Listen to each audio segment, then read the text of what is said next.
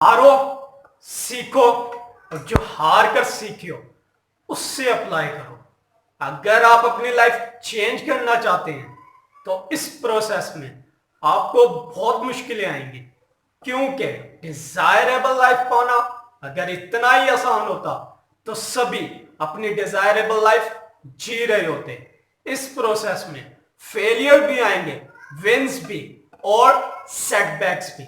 बस आपको क्विट नहीं करना जब तक आप अपनी डिजायरेबल लाइफ को अचीव नहीं कर लेते, क्योंकि जो एक्सपीरियंसेस इस प्रोसेस में आप अपने विंस और फेलियर से सीखोगे वही एक्सपीरियंसेस आपको आगे चल के फ्यूचर में और बेटर रिजल्ट्स के लिए तैयार करेंगे।